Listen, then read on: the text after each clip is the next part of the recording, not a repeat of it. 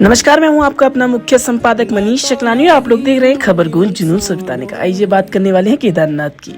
नहीं थम रही क्रूरता, केदारनाथ यात्रा में 16 दिनों में 16 घोड़े खच्चरों की हुई मौत। पैदल मार्ग पर कोई सुविधा नहीं, इन दिनों में 3200 घोड़े खच्चरों का संचालन हो रहा है। रुद्रप्रयाग में पिछले दिनों एक खबर ने सुर्खियां बटोरी थी। केदारनाथ पैदल मार्ग पर संचालित घोड़े खच्चरों संचालकों की लापरवाही, डिहाइड्रेशन और उचित आहार न मिलने के कारण घोड़े और खच्चरों की काफी मौत हुई।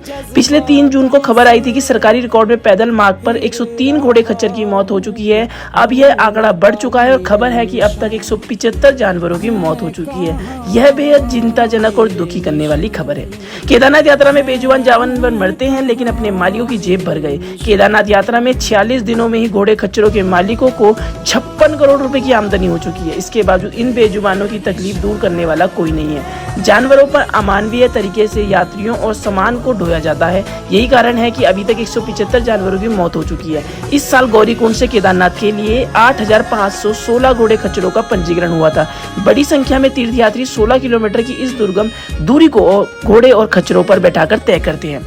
अब तक 2,68,858 यात्री घोड़े खच्चरों से केदारनाथ पहुंचे और दर्शन कर लौटे। इस दौरान 56 करोड़ रुपए का कारोबार हुआ और जिला पंचायत को पंजीकरण शुल्क के रूप में करीब 29 लाख रुपए मिले। इसके बावजूद इन बेजुबान जानवरों के लिए पैदल मार्ग पर कोई सुविधा नहीं है। मार्ग पर ना गर्म पानी की सुविधा है और ना कहीं जानवरों के लिए पड़ाव बनाया गया है। घोड़े खच्चरों से केदारनाथ का एक ही चक्कर लगवाना चाहिए, लेकिन ज्यादा कमाई की होड़ में संचालक 2 से 3 चक्कर लगवा रहे हैं। साथ ही जानवरों को पर्याप्त खाना और आराम भी नहीं मिल रहा है। यात्रा के पहले ही दिन ही 3 जानवरों की मौत हो गई थी। इसके बाद शुरुआती 1 महीने तक रोज जानवरों की मौत के मामले सामने आते रहे। मुख्य पशु चिकित्सा अधिकारी डॉक्टर आशीष रावत ने बताया कि अभी तक 175 घोड़े खच्चरों की मौत हो चुकी है।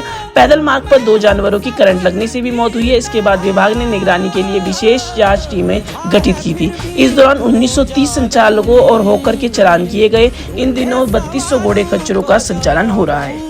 बरसाती सीजन शुरू होने से यात्रा की रफ्तार थमने के साथ 70% घोड़े खच्चर वापस चले गए हैं। प्रीपेड काउंटर से मिली जानकारी के अनुसार इन दिनों 3200 घोड़े खच्चरों का संचालन हो रहा है। मैदानी क्षेत्रों से आए घोड़े खच्चर वापस लौट गए हैं। कुछ समय पहले यात्रा में घोड़े खच्चरों की मौत पर दिल्ली में भी ये मुद्दा गूंजा था। यात्रा में घोड़े खच्चरों की मौत पर पूर्व केंद्रीय मंत्री मेनका गांधी ने भी चिंता जताई थी। इसके बाद प्रदेश सरकार हरकत में आई और पैदल मार्ग पर निगरानी बढ़ाई गई। साथ ही बीते दिनों विधानसभा सत्र में घोड़े खच्चरों की मौत पर विपक्ष ने सरकार को आड़े हाथ लिया था। इसके अलावा इस मामले में हाई कोर्ट में भी याचिका दायर हो चुकी है।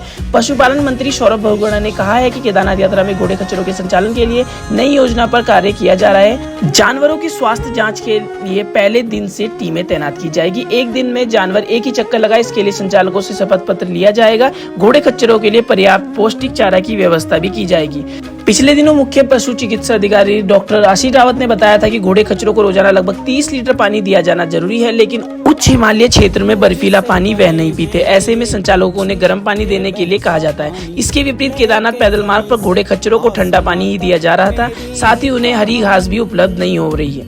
इससे घोड़े खच्चरों के शरीर में पानी की कमी हो जा रही है, जिसका सीधा असर आंतों पर पड़ जाता है। डॉक्टर रावत के मुताबिक आंतों पे गांठ बनने, पेट फूलने और सांस लेने में दिक्कत होने से आखिरकार घोड़े खच्चरों की मौतें हो जा रही है। इसके अलावा अधिक वजन लादने से भी उनके शरीर पर विपरीत असर पड़ता है। तो कैसा लगा आप सभी को आज का लेख, हमें जरूर बताइए। तब तक जुड़े रहिए हमारे साथ। मैं हूं आपका अपना मुख्य संपादक मनीष शकलानी और आप लोग देख रहे हैं खबर गूंज जुनून सच बताने का। जय हिंद, जय भारत।